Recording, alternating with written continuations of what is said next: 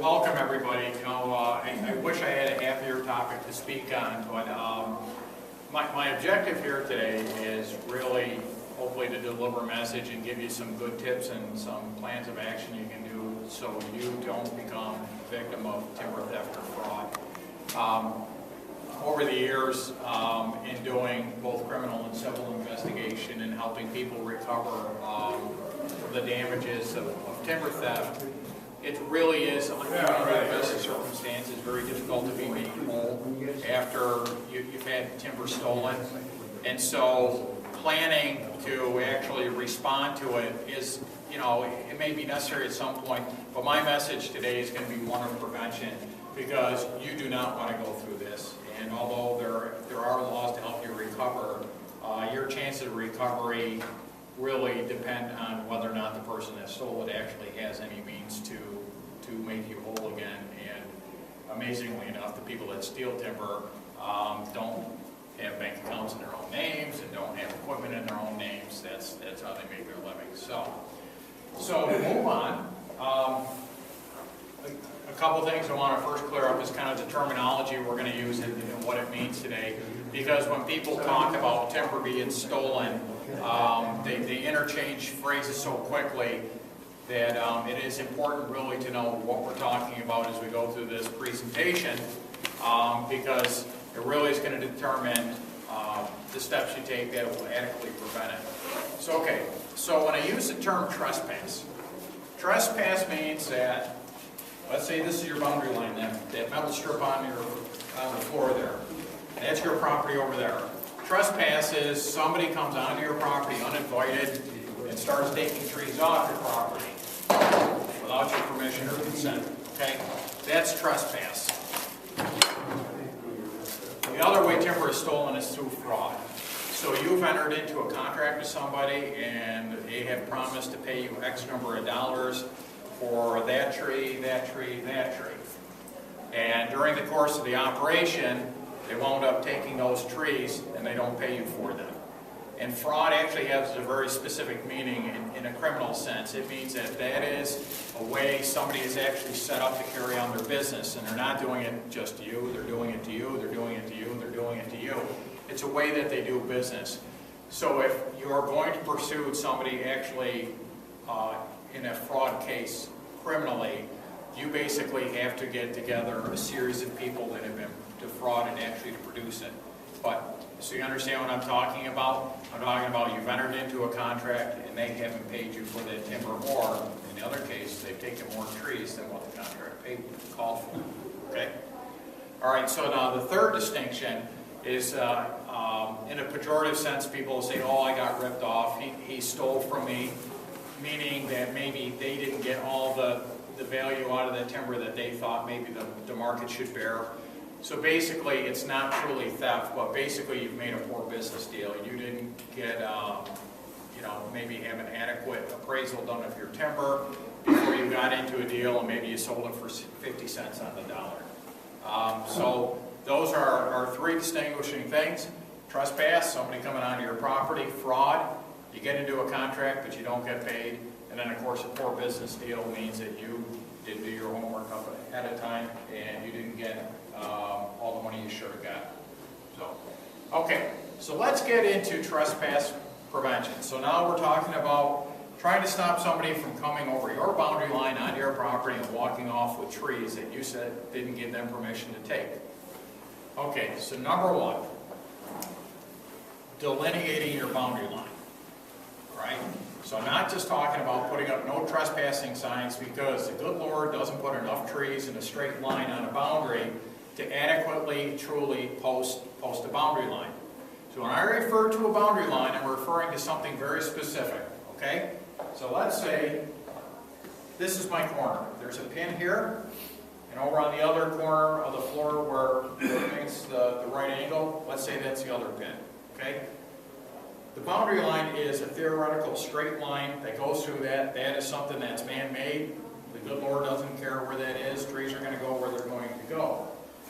So a boundary line is basically a line of control to let everybody know where the ownership is. And just so you know, sometimes you can hire a surveyor, and all they'll do is they'll put in those corner pins for you. They won't do anything else. They will not put in that line of control. So it's up to you either to make sure you pay them to do it or hire somebody that's competent enough to actually run that straight line. So let's just say our pin is actually here. Here's a tree here. Here's another tree here. These are what we refer to as line trees. Okay, in 500 feet of boundary line, you might have 5 or 6 trees actually fall dead on the line. So when you take your compass and you shoot your compass line on that declination, you might have 5 or 6 trees that actually fall on that line. So let's talk a little bit about line trees because they're really important and other ways you can mark trees. So a line tree would be designated by taking paint and putting it on opposite sides of that tree. Just like that. That's a line tree. The other way to mark trees, since you're not going to always have enough of them right on the line, are called quarter blazes and face blazes. So you can see this tree is facing you, and on the front quarter of the tree on this side there's a mark, and there's a mark there. You can see there's a blaze on the tree as well. So, in a tree that is just off the line, let's say the line's just edging past the tree right there, you put a quarter blaze, one right there, one right there. And that would indicate as you're going down the line that that tree is just getting kissed by the line or very, very close. Okay? Trees that are back away from the line, let's say within 3 feet of the line, you want to put a face blaze on them. And a face blaze would go right on the side of the tree that faces that line. So now, when you're walking down your line and you're trying to find your way around, you're walking, you have a face blaze here, you know that the line falls here. If you had a face blaze there, you know that the line falls between. And you can basically get down your line from line tree to line tree until you make it to the opposite end. Okay? So, the reason this is important is when somebody is going to attempt to cross your line for the purpose of taking your timber, number one, accidents do happen. And even when the intent is bad, you're announcing to the world that you know where your line is and that you care about it. I would always encourage you to make sure that you supplement this with no trespassing signs. Once you get a boundary line actually marked in the fashion I just described, you're welcome to put no trespassing signs in your property so people can see it so that it's announcing your property to them. The problem with just doing no trespassing signs and putting one here, and then putting one back here, and then putting one up here, and that's all you're dependent on, you're announcing to the world that you do not know where your line actually is. And if you are ever under the unfortunate circumstances to be in court and be facing an opposing attorney, one of the first things that they're going to say is, hey, even he didn't know where the line was. This was just all a misunderstanding and an accident. Okay? So, no trespassing signs are great, but actually to give permanence and accuracy to where that line of control is, you should make sure that you're doing that painting and that blazing in the fashion I just described. So, anybody have any questions about, I'm throwing terminology out here, so yeah. But the color of paint make any difference? No, it doesn't. You want something that's visible. Yeah. Absolutely. So typically, if I'm going out to actually do a boundary line, I'll get the map and get the declination, and sometimes it'll take a trip or two back because you have to adjust your declination because maybe you're not perfectly on the first time. So you want to go out with surveyor flagging, and if this line was on or this tree was on the line, I'd take my surveyor flag in, I'd put a knot on this side, and I would hang another ribbon down from it on this side. So you'll want to make sure that you go through and you make your first mistakes with flagging that can be taken off the tree, okay? And then when you get it right, then go ahead and paint it up. And paint has some permanence. And you can buy boundary line paint from Ben Meadows and other manufacturers that are actually made to go on bark and will last you for 10 years. The very best lines will actually incorporate blazing, which means that you're going to take an axe or a hatchet and you're actually going to take off some of the bark off the tree, cut it in, and that'll leave a permanent scar on that tree, and which is very difficult for somebody that's trying to steal timber to actually eradicate all evidence of that boundary. and a really good thief, that's part of what they'll try to do. They'll try to eradicate evidence of the boundary to begin with. So all this actually, go ahead. If that tree's out of line, it don't block me. If that tree is on the line, you are in co-ownership with your neighbor. Right, and if you don't like the paint, No, he doesn't like the paint. I think I haven't seen anybody in all my years complain about the paint on the tree. So actually, but you just brought up a good point. One of the great enduring myths is every other tree belongs to you on the boundary line. yeah. If that's true, you want to make sure you pick the good ones and he gets the fair log. You want to make sure you get the veneer log. No, But you're supposed to share, you're supposed to share. the truth is you are actually in partnership with your neighbor, and neither of you can cut that tree without the permission of the other. Right. That's the law. And then you're supposed to split it. Right, so you have to come to some, The blazes you put on the tree, should they be facing away from your property or on your side? you're going to have a combination of both. What I've done on my property is actually, I've supplemented with 3 stripe up high where I can see them. And so one of the things, if you're out hunting or whatever, you want to know how close you get in line, you want to be able to see it. Also, when you bring loggers to your property, you don't want the loggers driving off your property onto your neighbors. So what you use is you use highly visible 3 stripe so that somebody leaving your property heading towards a neighbor will see it, readily see it, okay? Those don't have to be right on the line. That's simply an announcement, say, hey, buddy, you're getting near the line. You want to get them as close as you can, but that's more of a control thing. The three horizontal? Yep. That's the code. That's the code, yep. So, But what on the other side, on somebody else's property, when he comes down, he can't see where the line is? so that's where a no trespassing sign would come in handy. The other thing you can use is you can actually get like a 4x4 metal sign and put that on your line trees that say this is the boundary line. And those are really nice things to have. And again, it's showing your neighbor that you really care about what you're doing and announcing to the world that you know where the line is. So the blazes should be on your property side, and the flame should be on the other side from your property. Right. The blazes, though, can be just on the neighbor as long as the line's like kissing them, all right? So if you're my neighbor and I have a tree right here and the line's like running right through here, you put quarter blazes facing towards you. Absolutely. You can also put a witness tree mark. So just one single face blaze that's within 3 feet of the line, you can do that too. Yeah. It's a good question. Okay, so the other thing that's really handy to do is to map your property and do an inventory. Trees and timber that really is a threat to lose are if you have high quality timber that is sitting right next to that line, within 3 or 4 feet of that line. Those are the ones that are going to get snagged, especially in a case where you have non-resident owners that you are, 3 hours from that property. That's a sense of worry right there, that you're not there all the time. The other ones would be if it's a really remote piece of property, all the way to the very back corner, the furthest from the road, the furthest from the camp or the house. You have some really nice trees sitting way back there.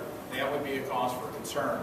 So one of the things you want to do is you want to make sure you scope out your property, and it would be great if you actually did a stand map. So when you look at the map, you know how your valuable timber is juxtaposed across your property. So when you do visit your property, you know where you should be checking immediately, walking to, and just seeing if anything's going on. And whether you're talking about management, you're talking about protecting your timber, one thing I encourage everybody is get an inventory done on your property. I put it this way, not having a timber inventory done on your property is like leaving a bag full of money at the end of the driveway and not really knowing how much is in it. Okay? You got to know what you're susceptible to lose. Okay? So, a map.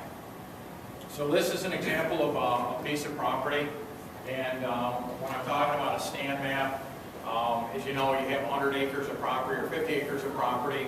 it's not going to be homogeneous. It's not going to be all, small hard maple trees across the whole thing. You're going to have, because of changes in soil and topography, you're going to have different stands develop. So combinations with hemlock and hardwoods or hardwoods only, maybe anything from mature trees all the way down to saplings. It's going to stratify itself. So you want to get a map done of the property, and you want to make sure you identify what's in each of those stands. So, for instance, here's a stand up here, and stand 1 was northern hardwood small soft timber, even age. So we're talking about probably 14 to 17-inch trees on that part of the property right there. So you can really visualize and see where your timber is on your property. And of course, the thing that went with this map is an inventory of each of those stands, so you know just how much timber is in each of them. It's a very handy thing to have. And when it comes to the actual responding to a timber trespass, I'll tell you the other reason that's important too. Okay, remember I said I have some really nice timber all the way to the backside of the property. When you go for a visit, first place you should go. So you should be constantly monitoring your boundary line for degradation. You should be monitoring the line for maybe people kind of already coming across, checking to see if any timbers, been cut. The other thing that's really important to do is to communicate. When I'm in my backyard and all of a sudden I hear a chainsaw somewhere towards my back line, all the hair goes up on the back of my head, and I usually make no qualms about making a beeline for that chainsaw and finding out who's back there. Or if you hear all of a sudden the sounds of a skidder or a bulldozer out back, okay? Go communicate. Go talk with the people. Find out who's back there. Ask around. Find out what their reputation's like. And I wouldn't have any qualms about going up and say, just so you understand, this is the boundary line and you are not welcome to come across it. You can say it as nice as you can. But making sure you announce to that person that you know where the line is, that they acknowledge that the blaze line or the flagging or whatever is the line, and they're not to cross. That's a very powerful thing to have. It's great to get along with the neighbors, but I can just tell you from experience, sometimes the neighbors are the problem. So definitely get to know who your neighbors are. You get along with them, that is great, especially if you're a non-resident owner. If you know somebody in the neighborhood that's willing to go out there, maybe during hunting season and check, once a month, let you know if there's any logging going on next to your property, that's a great thing to have. The worst thing is you come up in the summer to visit the property and stand 6 is all gone, and you have no idea which way those trees went or who did the cutting.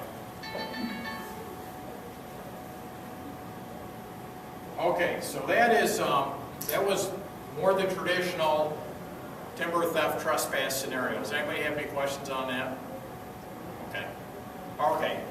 So now, something that is a whole lot more preventable, what I find probably is more the case of how people lose timber than the traditional trespass, is actually through fraud. And I could get into all sorts of things about human behavior and pride, why people wind up getting into some really bad deals with people. But it is probably the most preventable thing, going as far as if you compare fraud to trespass. So again, fraud is you've gotten into a contract with somebody, timber's leaving your property, and now you're not getting any checks. And all sorts of promises like, oh, well, the skidder was broken, I had to get it fixed, blah, blah, blah, I'll double your payments next week. And next thing you know, all the timber's been cut and they're heading down the road. And now you start finding out that this guy has 5 other suits pending against him, okay? So, right out of the box, absolutely encourage, hire a professional forester, okay? The best source to find a forester that has the experience and the credentials is to go to your regional DEC office and get a copy of their cooperating consulting forester list. It'll list in there foresters that work in your region. And to be a cooperating consulting forester, not only do you have to have the education and have the references, you also basically sign an agreement that says you are not going to be representing mills in the acquisition of timber. So they can't work for loggers or mills in the acquisition of timber. So there's no conflict of interest. very important thing. So for lack of anything else, it's a better Business Bureau stamp of approval for a forester. Okay? You want to make sure you deal with a reputable business. Find out something about the person that approached you, and again, going to that source, finding a professional forester to talk to, or talk to your local DEC forester is a good thing. When you're actually getting into the mode of selling something, make sure you really define what's being sold and understand it. So the only thing that matters at the end of the day is what went down in writing. And I can just throw on an example to you. I had a landowner call me, and somebody approached him and offered him $5,000 for his timber. We talked about taking 20 trees off the property, 200 trees left. He got the $5,000. When I looked at the contract for the person, it said that all trees 16 inches and over marked at the time that this contract was signed. So what this person did to the landowner is, in between the time that he talked to him and the contract was signed, he went out and marked 200 trees. Okay? Is that fraud? No, that's a bad deal. More typically, the fraud occurs in a way that there's a term that we call a share deal or a split deal, and that is when somebody is not paying for all the timber up front, and they're kind of paying for it as they cut it and they truck it to the mill. And then they are going to pay you your share, whatever you agree to, for that load of timber. And the problem comes with how well can you monitor the loads that are leaving? How well can you monitor the fact that every log that was on that truck actually made it to that mill, and there wasn't some stop-off point where logs were unloaded? And so that's where I find most of the fraud occurs, is in a deal like that. Does that mean every single share deal is bad? No, it doesn't mean that at all. The issue really becomes that logs are leaving your property and you haven't been paid for it. So a share deal, if that's what turns you on and you think that's a good way to do business, well, I would have those logs sold on your land. I would have the mill or the veneer buyer make sure the check was issued before any log was trucked off your property. The issue really becomes you haven't received the money, but the logs have left. That's really what becomes the issue. Really, the foolproof way to do it is to sell your timber as standing timber. So before any equipment even comes on the property, you've been paid for those trees even before they're cut, and you've got the check in the bank, and you're all set. It's still won't stop the guy from marking 200 trees. Sure. So I mean, if you had the wherewithal to actually, before you sign the contract, go into the woods and see what actually got marked. I mean, typically, I'll get into the business deal a little bit more later, the right way to do it, but you're right about that. There's also another little sneaky deal, you get into where they put the 28-page contract in front of you over here, you need to hire a lawyer, because somewhere in there it says that they're not paying them to cut those trees, and he's deducting that from whatever the hell he owes.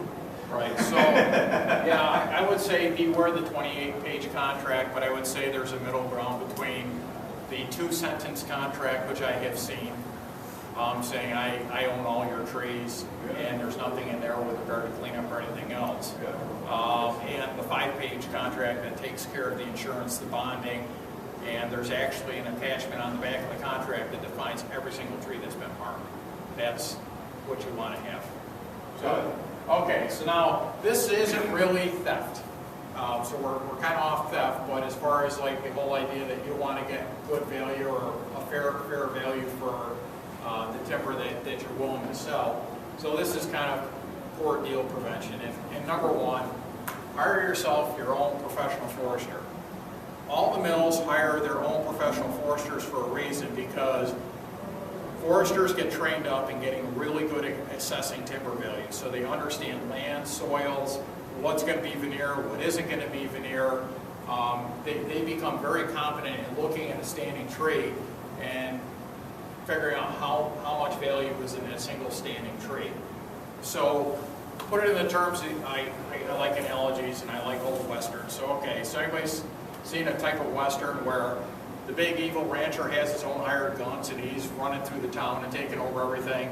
So what do the townsfolk do? They usually throw their money in the hat and they hire their own hired gun to counteract that. So that's what you're doing. You're hiring your own hired gun that's really good, and he's looking out for your interest, okay? So the folks that work for somebody else, they own their allegiance to that person, the person signing their paycheck. You want to get somebody that owes their allegiance to you and to watch out for you. And you want to get somebody that's competent, that's experienced and understands the value of timber, as well as the other components to any harvesting contract, such as how you're going to repair the property when you go off. Are you adequately insured, so if you get hurt, am I indemnified by your insurance? So a lot of this is going to sound like the fraud prevention, but make sure you define what's being sold. Make sure you get competitive offers. Don't just settle for a single offer. Make sure you have a solid contract that you're signing, and it doesn't have to be 27 pages. But some of the components you'll want to have in that contract is you will want to have a page that actually defines the timber that's been marked. So typically it'll say there's been 27 hard maple trees marked, there's been 5 black cherry trees marked, there's been 12 beech marked. It could even have not only the tree count, but also the volume that's figured into that. And there may be other detail, such as the cultural work being done in the way of management. So if there's some thinning going on in a pole stand, it'll say there are so many trees with X's that the harvester is obligated to drop to the ground in order to thin a stand and make it grow faster. Under what conditions the harvesting will be done, so you want the ground in reasonable condition to support equipment, because you don't want big ruts dropping into the property. Over a long skid trail, yeah, there'll be some soft spots. Everybody knows that, so 10 yards of ruts is fine as long as you don't have a half mile of ruts, especially through the areas that really have valuable timber in them. Ruts are really difficult to deal with later. Yes, you can smooth them, you can roll dirt into them, but the problem with rutting is you're getting the tires of the skidder going down and cutting your tree roots, and that's not good for the trees, and it really messes the drainage up long term on a piece of land. So you want to make sure you have a way to clean and also a way that it doesn't get so bad. I mentioned bonding. Bonds are wonderful things. I call them the hammer of good work. So your forester or your representative will be holding a cash bond on the people that are doing the work. And the point and purpose of that bond is twofold. Make sure after they're done, the cleanup that was described in the contract actually gets completed. Another thing is if trees that weren't intended to go with the sale get knocked out or damaged or anyway, you have a way to fall back on a bond to pay for that damaged timber. And the other thing you want to make sure occurs in any kind of deal, you want to make sure that you have regular inspections of the harvest operation itself. Nothing's worse than you have all these great terms in this contract that they're not going to leave tops on the boundary line, they're not going to do excessive damage to the residual stand. That's all well and good to put that into a contract, but when the harvester shows up, he may be a subcontractor for a mill, maybe it's the first time he's actually worked in the woods.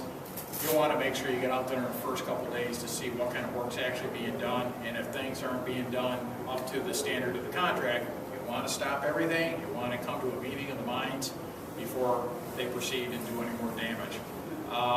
Sometimes it's just some harvesters haven't worked with foresters and aren't used to doing a certain level of work. So things like boundary or tops on the boundary line, who knows, maybe the mill that signed the contract with you didn't tell the subcontractor that this was a term in the contract. And it's really a tough thing for everybody, once an entire harvesting operation is complete, to actually work back through tops and other debris to clean up work that was intended in the contract.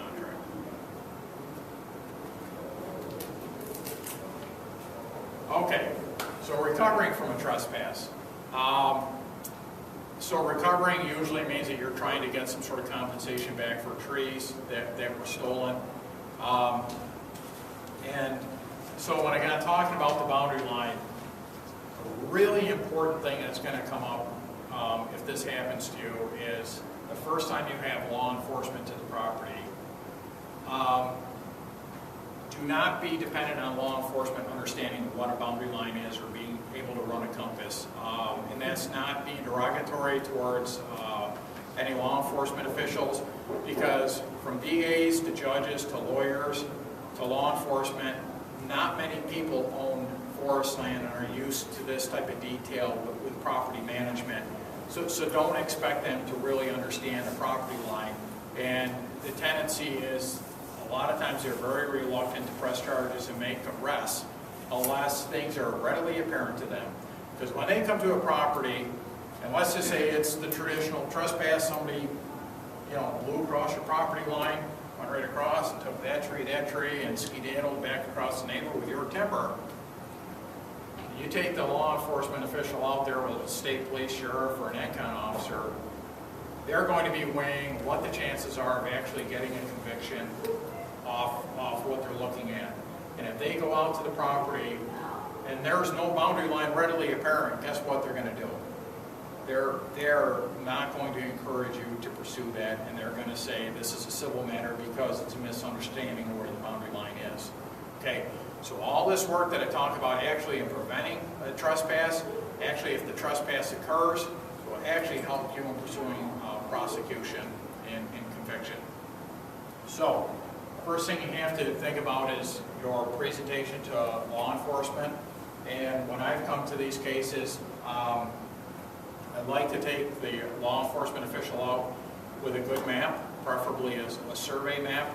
Go out with a compass.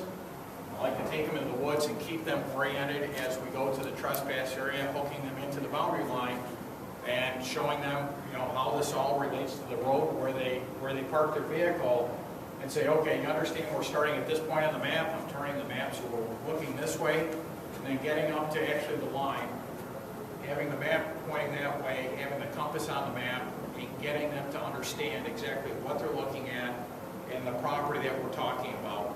And literally I've had cases where I've taken a state policeman up into the woods, looking down a blazed line, had some trespass posters on it too, and 100 feet out of there, here comes the skidder actually taking stolen timber off the property across the line. And that made it real easy to get them hooked into it and then willing to cooperate as far as pursuing conviction. So that'll be really important. So the other thing you'll want to do is you'll want to find out who's actually doing the trespassing. Because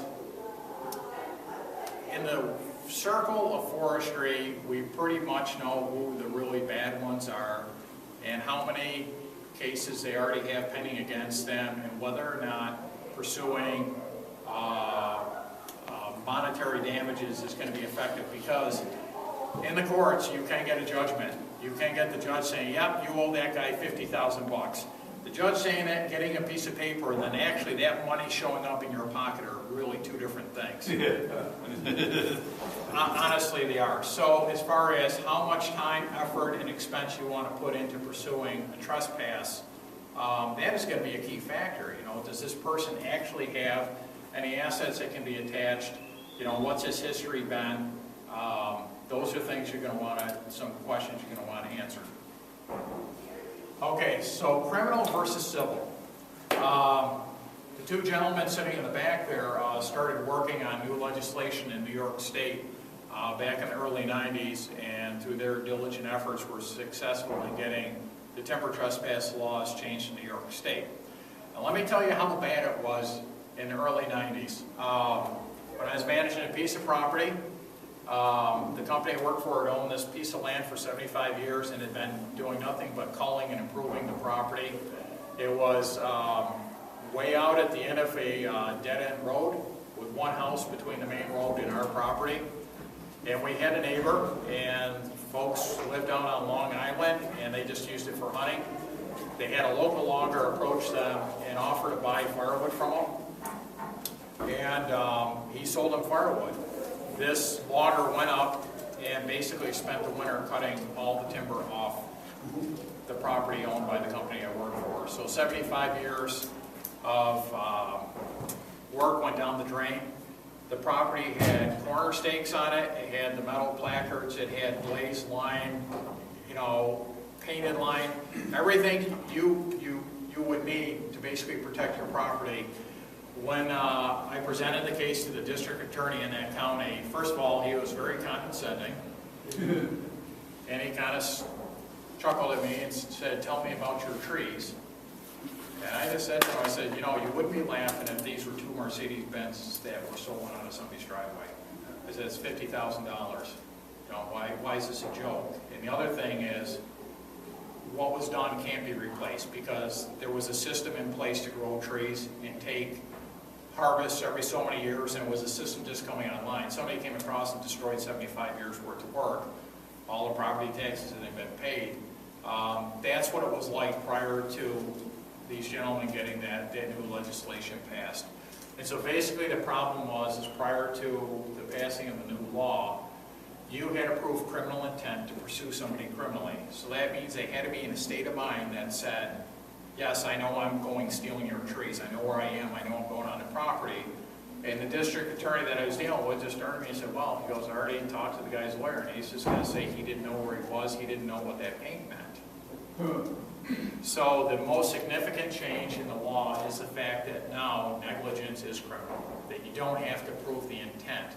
You just have to prove that you had enough evidence in place, and it is a responsibility of that person that's coming across the line to have looked at a tax map and to recognize that there is a property line here in place and that they have no right to enter it. And that has made a world of difference in pursuing criminal prosecution. So within the criminal law, it elevated the value of a single tree. Yeah, there's cases where the market value and the value dictated by the law is greater. So the market value is greater than the legislative value. But there's nothing that says you can't go back and actually pursue it civilly after you pursue it criminally.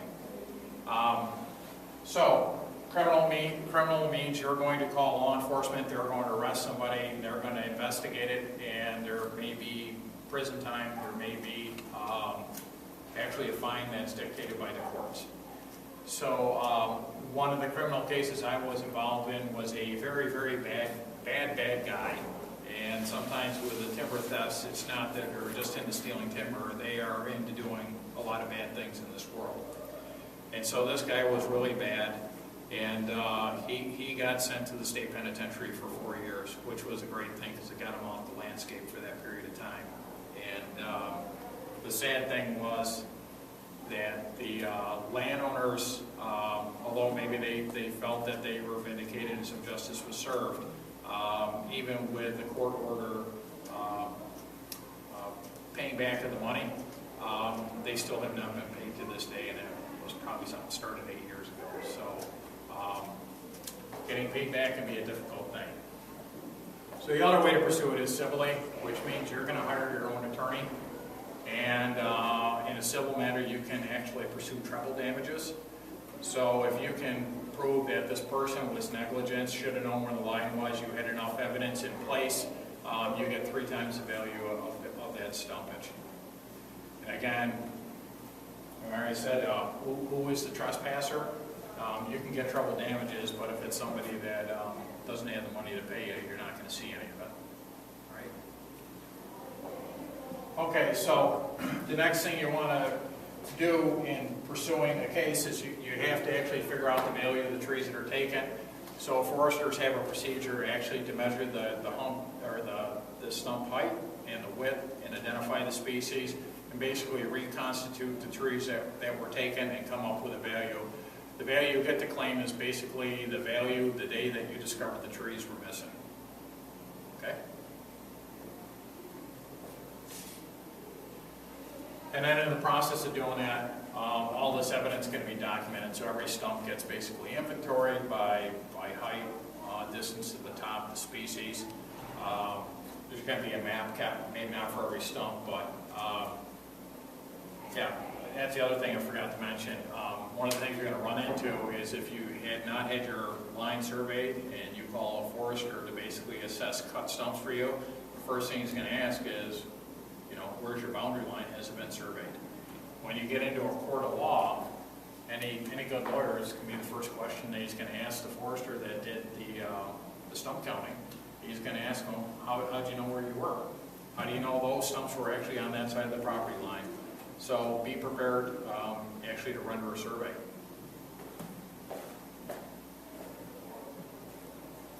Okay, so final thing. Number one, think in terms of prevention. So think about establishing that boundary line. Think about mapping your property. Know where the valuable trees are.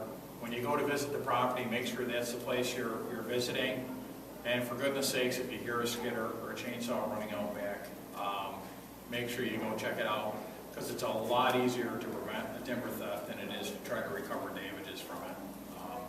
So that's my final message. And what I really hope happens here is I hope none of you have any timber stolen from you. And your call to action is, number one, you should go and check your boundary lines and see how good they are. And again, monument them. It wouldn't even hurt after you monument them to photograph them and actually make yourself a map and key the photographs to the map. In the case where somebody actually comes and they cut timber off a line and actually destroy the evidence of your line, that you can actually pull that evidence out later. So, Pictorially. yeah, absolutely. Videotape's good too. So, all right, I'm open for questions. Open for business. Yeah. So you do have timber theft done, right? What's the very first step of action you should do? I would say the very first step of action is I would call somebody on that cooperative consulting list. Because they're going to be the folks that actually have the most experience dealing with it. And a lot of times law enforcement will actually be calling the forester anyways. So he can tell you, you know, what your situation is as far as the strength of your boundary line. And he can also give you, you know, an idea, basically, you know, ballpark value of what was taken. You know, at some point, if you're going to pursue it criminally or civilly, you're going to have to get a more detailed, you know, measurements of the stumps. But boy, I tell you, that boundary line is the first and most important thing you got to do. You got to make sure that that is in place. Call the forester, and then forester will look at it and probably advise you, you know, from a criminal or civil standpoint, what you should be pursuing. So the next thing after that is, boy, I tell you what, if you can find out who did it, that'd be the other one. The other thing I would say, yeah, with marking your property, make sure they're not going to keep coming back on it, okay? Beware the quick settlement. I've seen this happen before. Oh, geez, I'm sorry, you know, this is a horrible mistake. I didn't mean to take those 5, you know, 30-inch cherry trees over on your side of the line. I really thought I was in the right place. I really want to make this right. Let me write you a check right now. Here's $2,000. And you say, great, I'll take it. Because you're afraid maybe you're not going to get another nickel out of it. What I've seen happen is I've seen the skidder roll right back into the property and keep cutting trees. And when you call the sheriff, what that guy will say goes, no, we had a deal. I paid him for his timber. You really have to beware of those quick settlements, okay? And so, that's how you need somebody representing you. It's a good question. Well, you seem to have a lot of good questions. How do I determine what the current value of these trees are? Who should know that? I mean, just without getting involved in all the work. Well, really, you're going to probably need a forester to do that. And what a forester will do is he'll go to the stumpage price list, he'll look at it. And the other thing is, timber come in great ranges of value. I mean, you can have a hard maple tree that's a firewood tree that isn't worth much, or it could be 24 inches and 4 logs and they have a lot of veneer in it. So there's a great range of prices on a single tree. And so one of the things a consulting forester will be able to do is they're always working within the market and looking at the values of trees, and will be able to relate your stand to something similar that they had put up for sale. So they'll be able to do comparative values for you. Are they paying 3 and 4 logs? 4 out of the same tree? Say that again? Are they paying for 3 or 4 logs out of the same tree? They want them 16 feet, 66 inches on the top. That means they're paying you for the small end of the log, which is 6 inches, and the bottom is 24 to 30 inches. So how do you make up the difference? So are you talking about in a timber theft case, or are you just talking about general timber sales? Either or, the value of the tree. So the value of the tree, the tough thing in a timber theft case is the tree is gone, right? It's impossible to determine that. No, so there is a way to determine it. And Okay, so wait. what you do is you measure from the stump to the height of, or the length out to the residual top. So usually, you know, the tree's been dropped, the top's left behind, and you measure. If the top has been moved or it's not there, then what you do is you go and you sample surrounding timber to get an idea, okay, what's the average height of hard maple? So yeah, so if the average merchantable height of hard maple in the area is 2.5 logs, you wind up reconstituting what the diameter breast height was, and then you use what the average tree height is in the area for a tree that size, and that's how you come up with it. Breast height, 18 inches, a good sale? Good sale, Yeah, 18-inch timber is nice timber. So whether or not it's right for you to cut that tree at this time, I mean, that's really going to be dependent on It needs to get thinned out. the situation you understand, so. It needs to get thinned out. I should get a forester and not get trapped. No, man, you're talking about here. Yeah, exactly. So, and the other thing is a forester can come on and look at your site and, you know, whether or not there's more economic growth to be had by holding that, you know, until they're 20-inch trees. Oh, no, I think they're crowded too much. I think you've got a forester. Okay. You have, is it listed here? New York State DEC? Yes, the DEC offices are listed Yep. in the back.